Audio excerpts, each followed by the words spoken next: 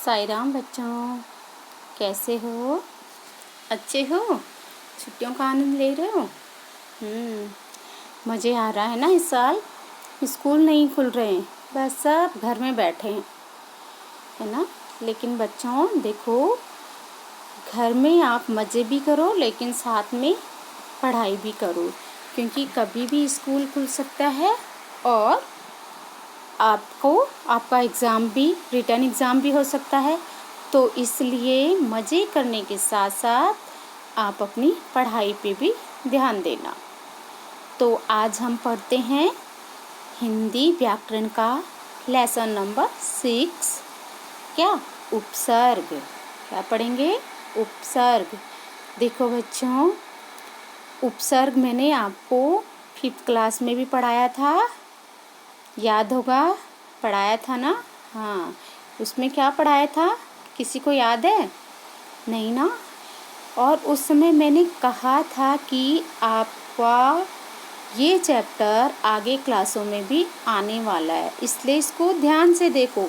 लेकिन तब कोई बच्चा ध्यान से नहीं देखता है, नहीं सुनता है। बहुत कम बच्चे होंगे जिसको याद होगा कि उपसर्ग क्या है। देखो, उपसर्ग क्या है? वे शब्दांश जो किसी मूल शब्द के आगे लगकर उसका अर्थ परिवर्तन कर देते हैं, उसे उपसर्ग कहते हैं। क्या कहते हैं? उपसर्ग। जो शब्द किसी मूल शब्द के आगे लगकर उसका अर्थ परिवर्तन कर देते हैं, उन्हें उपसर्ग कहते हैं। शब्दांश जो शब्दांश किसी मूल शब्द के आगे लगकर उसका अर्थ परिवर्तन कर देते हैं, उसे क्या कहते हैं? उपसर्ग। देखो, यहाँ पर चित्र में दिया है चौराह, दुर्बल, उपहार। देखो, इसमें मूल शब्द क्या है? राह, और इसमें च उपसर्ग लगा है, तो च उपसर्ग से राह का मतलब है रास्ता, और च लगने से चौराहा बन गया। तो चौराहा का मतलब क्या है? वह जगह जहाँ 4 रास्ते मिलते हैं, उसे क्या कहते हैं हम? चौराहा। दुर्बल मतलब ताकत, और दुर्बल जो कमज़ोर है। तो देखो, दुर उपसर्ग लगाने से क्या बन गया? दुर्बल। उसका अर्थ परिवर्तन हो गया। ऐसे ही देखो, हार मतलब आभूषण जो भी है, और उसके आगे उप लगा दिया तो उपहार, उसका अर्थ ही परिवर्तित हो गया। उपहार का मतलब है गिफ्ट। ठीक है? तो इस तरह से क्या है? उपसर्ग लगने से, मूल शब्द के आगे शब्दांश लगने से उनके अर्थ परिवर्तन हो जाते हैं, तो उन्हें क्या कहते हैं? उपसर्ग। तो समझ में आ गया? तो इसकी डेफिनेशन है, शब्द से पहले लगकर जो शब्दांश उस शब्द का अर्थ बदल देते हैं या उसके अर्थ में विशेषता ला देते हैं, वे उपसर्ग कहलाते हैं। ठीक है? तो देखो, उपसर्ग जैसे यहाँ पे दे रखा है उप, और मूल शब्द वन, तो वन के आगे लग गया उपवन। देखो, वन मतलब जंगल और उपवन का मतलब है बगीचा, तो बिल्कुल चेंज हो गया। कुमार बुरा मार्ग, मार्ग मतलब रास्ता, और कु लगाने से बुरा, गंदा रास्ता जो होता है, कुमार्ग। मान के आगे अप लग गया तो अपमान, कार के आगे आ लग गया तो आकार, कास के आगे अव लग गया अवकाश, कुल के आगे अनु लग गया अनुकूल। तो इस तरह से आपको उपसर्ग समझ में आ गया होगा। किसी भी मूल शब्द के आगे लगने वाले शब्दांश यदि उसका अर्थ परिवर्तन कर देते हैं, तो वो क्या कहलाते हैं? उपसर्ग। अब देखिए, उपसर्ग के कितने हैं भेद, यानी प्रकार। उपसर्ग 3 प्रकार के होते हैं। एक होते हैं संस्कृत के उपसर्ग, नंबर 2 हिंदी के उपसर्ग, नंबर 4 उर्दू के उपसर्ग, और संस्कृत के अव्यय भी होते हैं।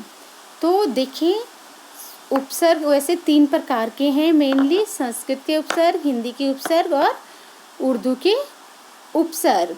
और संस्कृत के अव्यय ये भी दिए गए हैं, फिर भी देखो आपको ये याद तो खुद करना है। उपसर्ग किसे कहते हैं? उपसर्ग तो मैंने बता दिया किसे कहते हैं। फिर ये संस्कृत के उपसर्ग कौन कौन से हैं? अभाव में जो निषेध यानी नकारात्मक में जब आ लगता है, अधर्म, अन्याय, अकर्मण्य, तो ये है।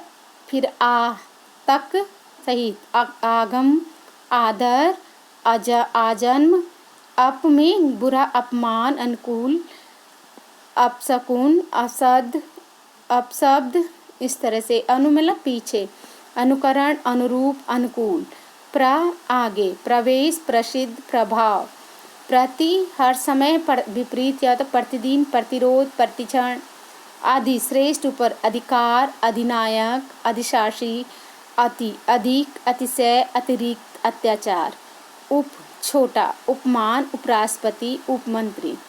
ये तो थे संस्कृत के। फिर है हिंदी के, क्या है? आ के अभाव में, नहीं के अभाव में आ उपसर्ग है। आ उपसर्ग हिंदी और संस्कृत दोनों में होता है। अनाथ, अकाल, अपूर्ण, अध, आधा, अधमरा, अधपका, अधकचा, अन क्या है? अनसुना, अनहोनी, अनदेखा। अनु संस्कृत का है और अन हिंदी का। फिर है आपका इसमें एकम, 59, 39, 29, नीके रहित, निकम्मा, निडर, निर्भय, बिन मांगा, बिन ब्याह, बिन बोले, इस तरह से। भर का, भरपेट, भरसक, भरपूर, कुका, कुमार्ग, कुपुत्र, कुचाल, सुका, सुमार, सुपुत्र, सुनयन, पर का, दूषा, परदादा, परनानी, परकोटा, परलोक, इस तरह से ये हिंदी के उपसर्ग हैं। फिर आपका आता है उर्दू के उपसर्ग। उर्दू के क्या हैं? बे मतलब बिना, बेरहम, बेदाग, बेनाम, बदतमीज, बदनाम, बदहजमी, कमका, कमजोर, कमअक्ल, कमबख्त, इस तरह के शब्द आपने उर्दू में सुने होंगे, तो वो उर्दू के उपसर्ग हैं। लाजवाब, लावारिस, लाज, नाका, नापसंद, नालायक, नाजायज, इस तरह से। हम का, हम उम्र, हम वतन, हम शक्ल, गैर का, गैर कानूनी, गैर हाजिर, गैर मामूली, खुश का, खुश दिल, खुश नसीब, खुशकिस्मत, दरअसल, दरकार, दरकिनार, हर का, हरदम, हर घड़ी, हर पल, इस तरह से ये क्या है? उर्दू के उपसर्ग हैं। तो मेनली उपसर्ग 3 प्रकार के हैं, संस्कृत के उपसर्ग, हिंदी के उपसर्ग और उर्दू के उपसर्ग। तो अभी हमने क्या, जो शब्दांश किसी मूल शब्द से पहले जुड़कर उसका अर्थ परिवर्तन कर देते हैं उसे उपसर्ग कहते हैं। उस उपसर्ग 3 प्रकार के हैं, हिंदी के उपसर्ग, संस्कृत के उपसर्ग और उर्दू के उपसर्ग।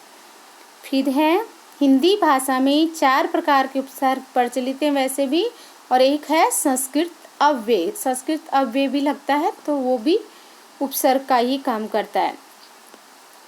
उपसर्ग शब्दांश होते हैं, शब्द नहीं, याद रखना।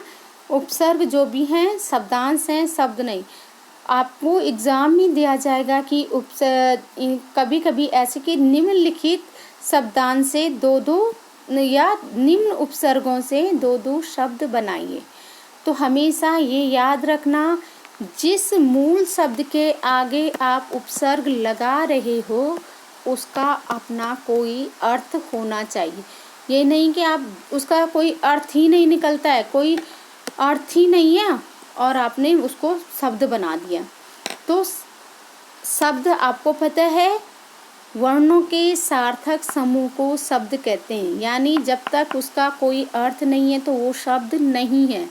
तो याद रखना, आप किस शब्द के आगे क्या उपसर्ग लगा रहे हो, तो ये आपको ध्यान रखना है।